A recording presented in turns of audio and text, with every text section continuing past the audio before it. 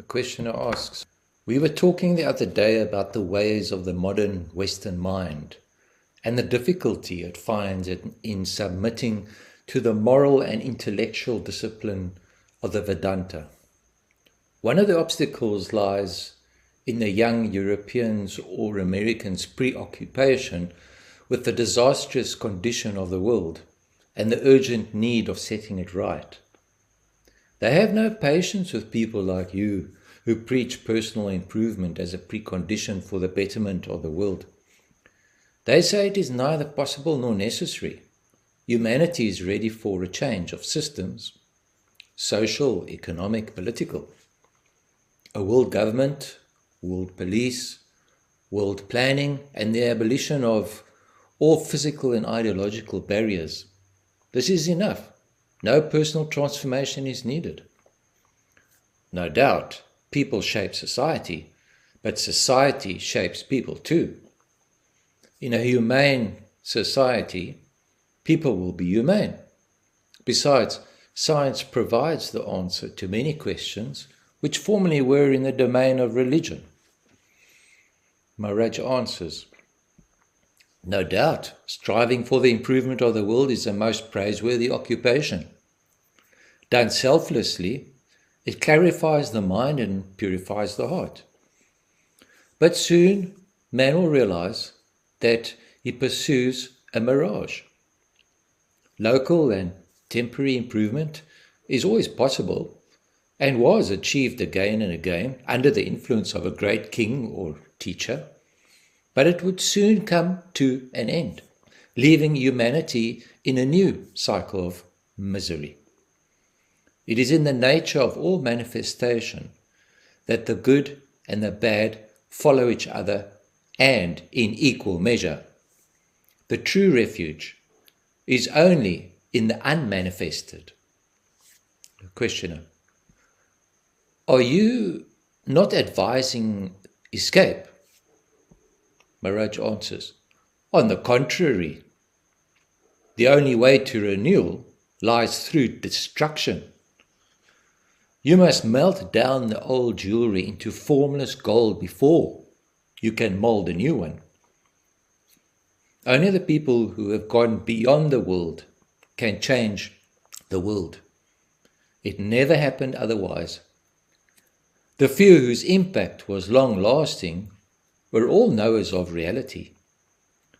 Reach their level and then only talk of helping the world. Questioner, it is not the rivers and mountains that we want to help, but people. Maharaj answers, there is nothing wrong with the world, but for the people who make it bad. Go and ask them to behave. Questioner, desire and fear make them behave as they do. Maharaj answers, exactly. As long as human behavior is dominated by desire and fear, there is not much hope. And to know how to approach the people effectively, you must yourself be free of all desire and fear. Questioner, certain basic desires and fears are inevitable, such as connected with food, sex, and death. Maharaj answers, these are needs, and as needs, they are easy to meet. Questioner, even death is a need? Maharaj answers, having lived a long and fruitful life, you feel the need to die. Only when wrongly applied, desire and fear are destructive. By all means, desire the right and fear the wrong.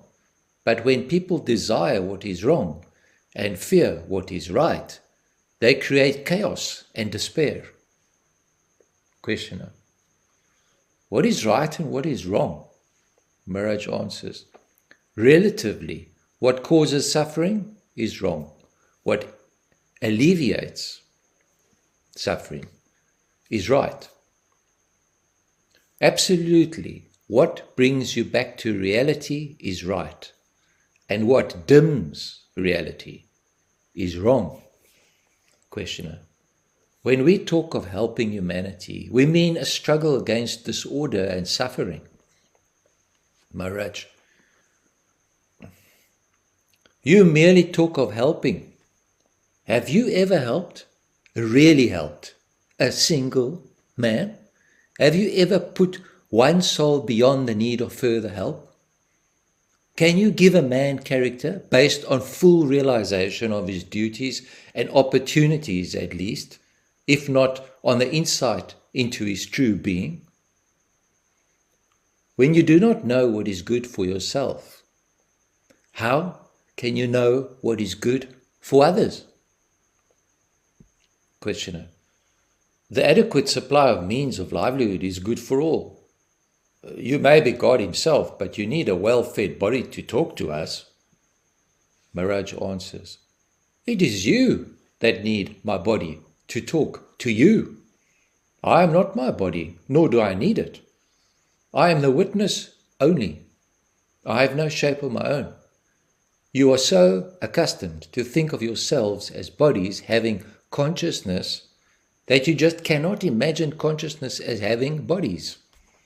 Once you realize that bodily existence is but a state of mind, a movement in consciousness, that the ocean of consciousness is infinite and eternal, and that when in touch with consciousness, you are the witness only, you will be able to withdraw beyond consciousness altogether.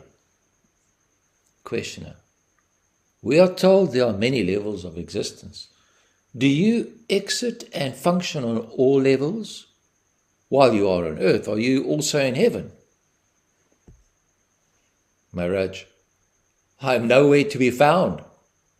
I am not a thing to be given a place among other things. All things are in me, but I am not among things. You are telling me that the superstructure, you are telling me about the superstructure, while I am concerned with the foundations. The superstructures rise and fall, but the foundations last. I'm not interested in the transient, while you talk of nothing else. Questioner. Forgive me a strange question. If somebody with a razor-sharp sword would suddenly sever your head, what difference would it make to you? Maharaj.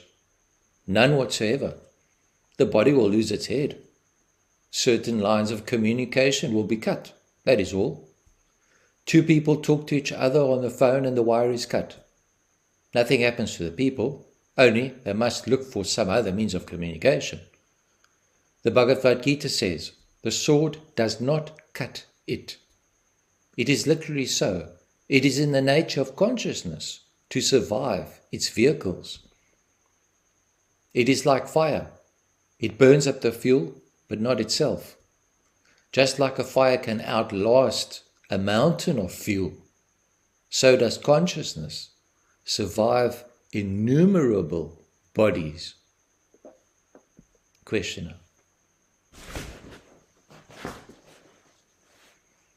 The fuel affects the flame, Maharaj answers.